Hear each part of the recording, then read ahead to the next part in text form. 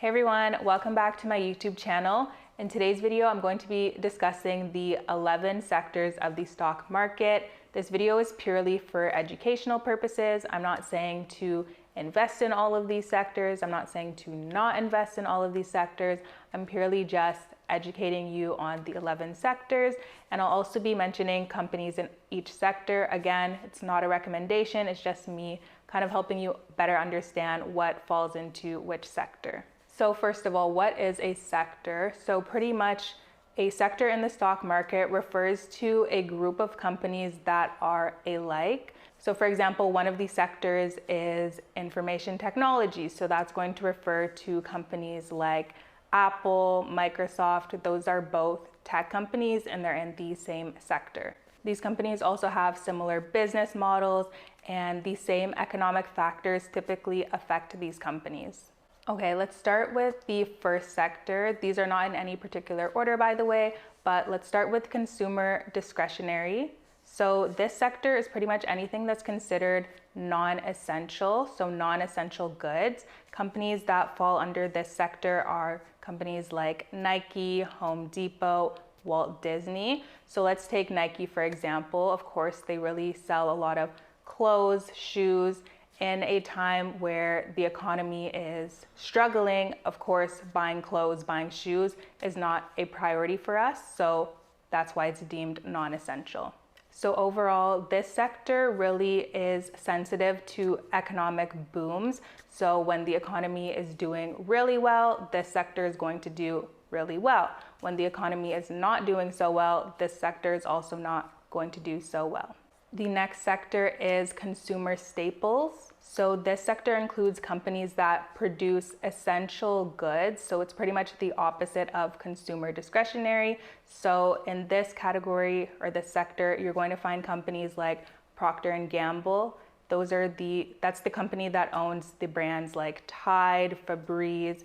No matter what is happening in the economy, of course, we're still going to need to wash our laundry. That's where Tide comes in, right? So that's a good way to think about it. So the companies in this sector tend to be more mature companies. I know Procter & Gamble has been around for a long time, and these companies typically show modest growth. So the next sector is the industrial sector, and these are companies that distribute and produce industrial products and equipment.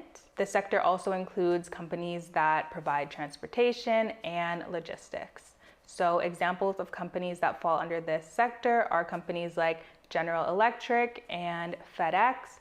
So if we take FedEx, for example, of course, they're a package delivery company, so they fall under this sector. And overall, this sector may show strong growth during economic booms. Next up, we have the materials sector. So companies included in this sector include Dow Chemical, Monsanto, and Freeport. Overall, the materials sector tends to be another mature sector, and it has modest growth potential. So the next sector has been quite popular over the last few years, and it's of course real estate. Everybody wants to get into real estate these days, and pretty much the real estate sector is comprised of companies that invest in, manage, or own real estate. This is not just residential real estate, it's also including commercial real estate, so think offices, apartments would also be included, and same thing with like shopping malls, shopping centers. So examples of companies that are included in this sector are companies like RioCan and Smart Centers. I mentioned Smart Centers in my investing in the stock market video, and they're typically the ones who own the plazas that Walmarts are typically in. So the real estate sector may offer strong growth opportunities, but overall it's steady growth. Up next is a sector that impacts all of us in one way or another, and this sector is the utilities sector. So this is including any company that provides essential services such as gas, electricity, water.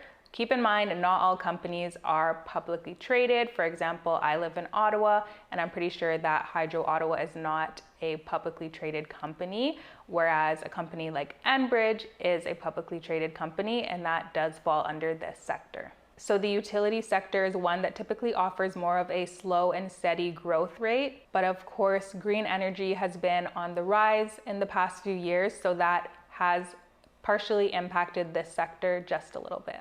Next up, we have another sector that impacts pretty much all of us, and this is the communications sector. So this is going to include companies that provide communication services like internet, TV, and cable. Examples of companies in Canada who fall under the sector, of course, you have the big three. So there's Bell, TELUS, and Rogers. Those are the main telecommunications players here in Canada. This sector does have the potential for growth opportunities, especially as the world moves more online and everything is becoming digitized. However, older companies in this sector do face more competition as the barriers to entry into this sector become a little bit easier. Next up, we have another sector that impacts all of us, whether we like it or not, and that's the financial sector. So this sector includes companies that are in the financial services space. So this could be banks and some insurance companies and investment management companies. So examples of companies that fall under this sector in Canada, of course, we have the big banks. So TD, CIBC, BMO, RBC, all of these are publicly traded companies. So this sector has typically shown robust growth and profitability. However, interest rates does have a big impact on how well this sector performs. Next up, we have the healthcare sector. So this sector includes companies that are involved in things like pharmaceuticals, medical devices, or healthcare services. So an example of a company in this sector is Johnson & Johnson. They own a lot of the big brands like Neutrogena, Tylenol, and Listerine. And then another company that falls under this sector is, of course, one that we all know due to the pandemic, and that would be Pfizer. They were heavily involved in the vaccines. Overall, this sector is a dynamic sector, and at periods of time, it does exhibit more growth. If you're watching this video, then the next sector definitely impacts you, and that sector is technology. So the technology sector includes companies like social media companies and e-commerce companies. So within the sector, we have Apple, of course, which most of us love this company. And then Microsoft also falls under here. Our Canadian baby Shopify falls under here. And then there's also Alphabet, which is the parent company of Google. Overall, this sector has been a fast grower, and it contains some of the largest companies in the stock market. If you take a look at the S&P 500, companies like Apple and Microsoft are within the top 10 companies out of the 500 companies that are within the S&P 500.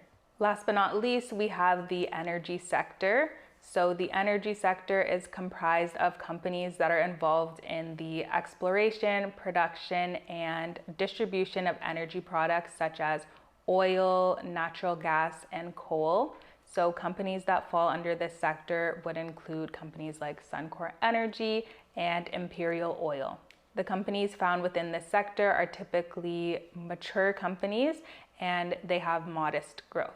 Thank you for watching this video. I encourage you to do more research on the 11 sectors of the stock market and learn about the different companies and where they might fall in terms of the sectors. And this is also just a reminder that the stock market is very volatile, so it's important to keep a diversified portfolio.